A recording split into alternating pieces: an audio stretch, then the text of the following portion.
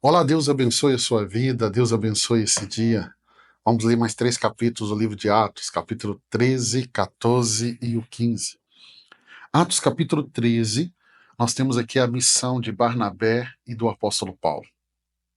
Aqui é a primeira viagem missionária de Paulo e Barnabé. O verso 1 ao verso 3, nós vamos ver o chamado e o envio de Paulo a Barnabé.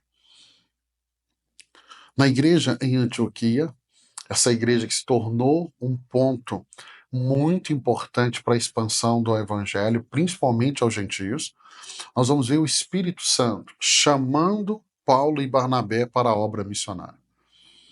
Após um tempo de oração, um tempo de jejum, eles são enviados para pregar aos gentios. Eu gosto muito do capítulo 13, que nós percebemos, mais uma vez, o quanto essa igreja está orando e o quanto essa igreja está jejuando. Oração e jejum são práticas espirituais que nós devemos colocar em prática na nossa vida todos os dias. O verso 4 ao 12, vamos ver o ministério em Chipre e o encontro com Elimas, o mágico. Em Chipre, eles vão encontrar um procônsul romano, que é Sérgio Paulo, interessado na mensagem de Cristo. Vamos ver também Elimas, o mágico, que vai tentar persuadi-lo, mas Paulo repreende e ele fica cego temporariamente. O que vai acontecer? O milagre vai levar o procônsul a crer.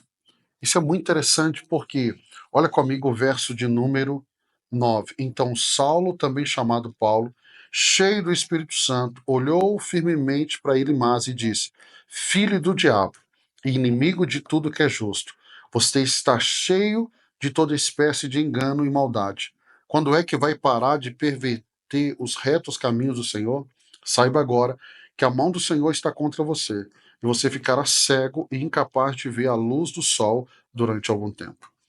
Então vemos aqui o ministério de Paulo e Barnabé e vamos ver as oposições, porque sempre que o evangelho vai ser pregado, vai se levantar oposição.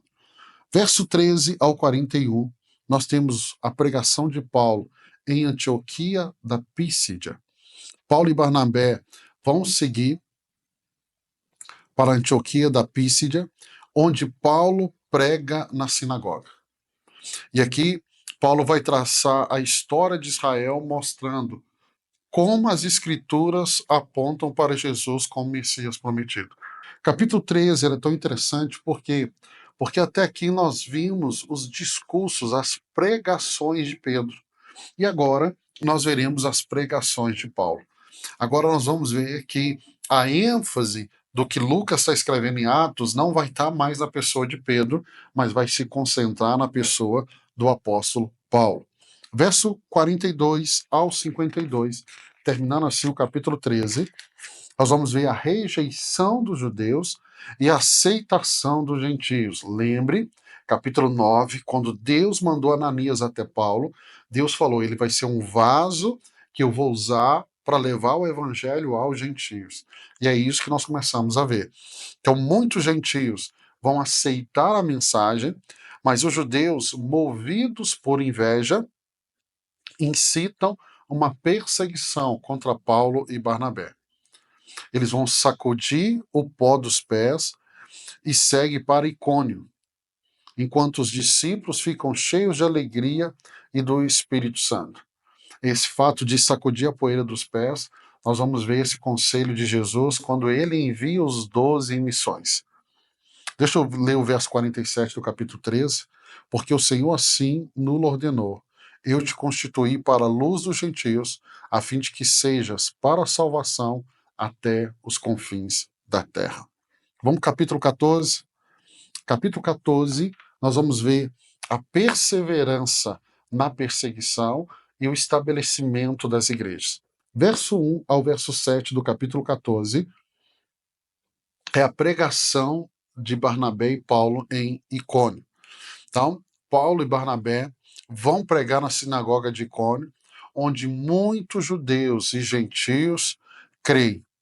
No entanto, a oposição surge, e eles vão ser forçados a fugir para Listra e Derbe, na região da Licônia.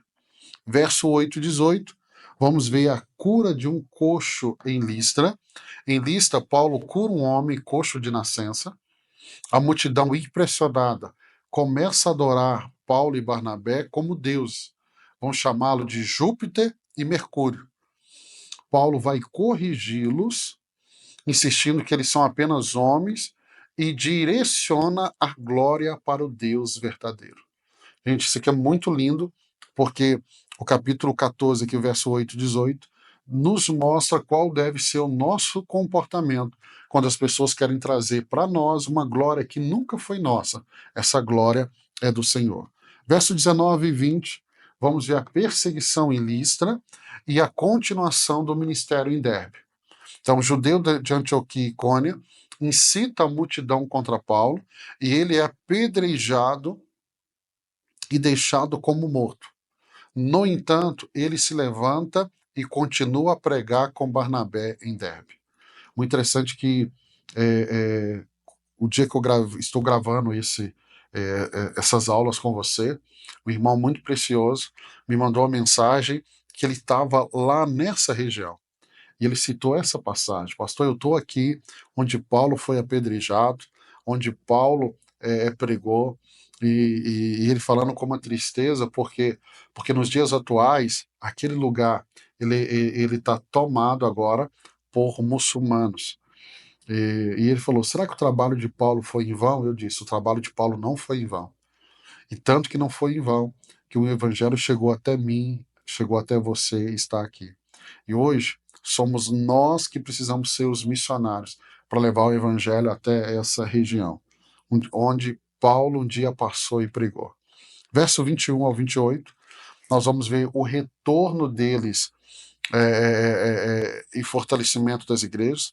Então, Paulo e Barnabé vão revisitar, né, as cidades onde haviam pregado, eles vão fortalecer os discípulos e vão ordenando presbíteros para liderar a igreja recém-estabelecida. Eles vão reunir em Antioquia e vão relatar como Deus abriu a porta da fé aos gentios.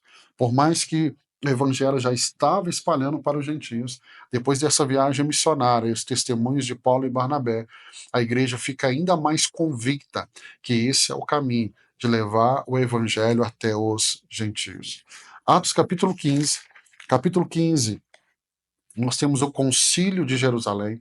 Esse é um capítulo muito importante na história de Israel. Então, do verso 1 ao verso 5, nós vamos ver a controvérsia sobre a circuncisão. A circuncisão começa nos judeus a partir de Abraão. Deus fala para ele circuncidar ele e os filhos. A circuncisão era uma marca como sinal da aliança do povo com Deus. E aí alguns judeus cristãos de Jerusalém, eles começam a ensinar os gentios que devem ser circuncidados para eles serem salvos. Algo que nunca esteve no evangelho, nunca foi pregado por Jesus. E aí Paulo e Barnabé discordam e são enviados a Jerusalém para discutir um assunto com os apóstolos e com os anciões. Versos 6 e 11 é o momento que o concílio de Jerusalém se reúne e há o discurso de Pedro. Pedro vai relembrar como Deus usou para levar o evangelho aos gentios, capítulo 12, que nós já lemos, e como eles receberam o Espírito Santo sem a circuncisão. Esse pensamento de Pedro é muito interessante. Ele argumenta que é pela graça de Jesus que todos, seja judeus ou gentios, são salvos. E o que ele está dizendo é, se fosse necessário uma circuncisão para ser salvo, como alguns judeus estavam pensando, ele vai dizer, então por que o Espírito Santo veio sobre os gentios sem circuncisão? Como que eles foram cheios, batizados com o Espírito Santo?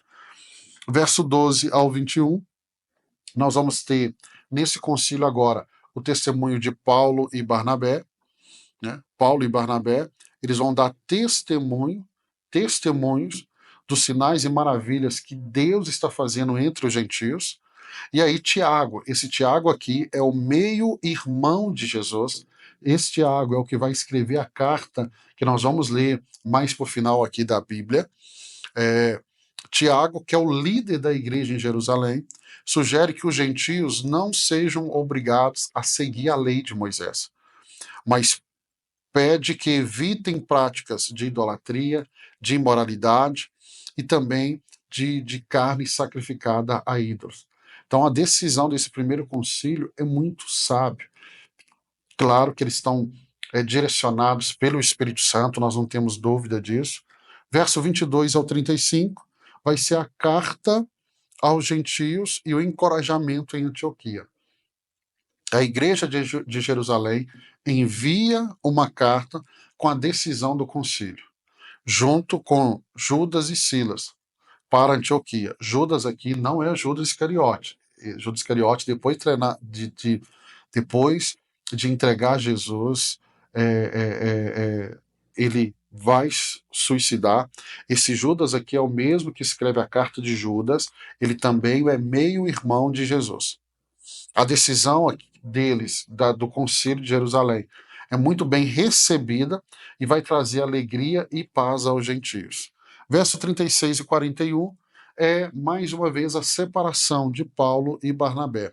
Paulo e Barnabé vão planejar visitar as igrejas que foram estabelecidas por eles na primeira viagem missionária, mas eles vão discordar a respeito de levar João Marcos. João Marcos é primo de Barnabé. João Marcos estava na primeira viagem missionária e abandonou a viagem no meio do caminho por causa da perseguição, da dificuldade. Paulo vai escolher Silas e ele vai seguir para a Síria e Sicília. Barnabé vai escolher Marcos e vai para a direção de Chipre. Então eles vão se dividir agora por causa de João Marcos. Lembrando que Paulo, lá na frente, nós vamos ler sobre isso, Paulo vai pedir para que envie João Marcos, falando que ele é muito útil. Essa discordância, se João Marcos deveria ir ou não, faz Paulo ir para uma direção e faz Barnabé ir para outra direção. Terminamos o capítulo 16, capítulo 15, Amanhã vamos ler o capítulo 16, 17 e 18. Então terminamos o capítulo 15, esse capítulo tão importante, porque fala de um momento, de uma decisão que está influenciando a igreja como um todo, uma decisão certíssima, porque se a igreja de Jerusalém falasse assim, os gentios tinham que circuncidar, então o judaísmo entraria muito forte dentro da igreja, mas o Espírito Santo, orientando eles aqui, fez com que eles realmente tomassem a decisão mais acertada. Quero abençoar a sua vida, que Deus abençoe você. Se Deus permitir, amanhã nós vamos estar aqui lendo mais 3 capítulos da Bíblia. Deus te abençoe.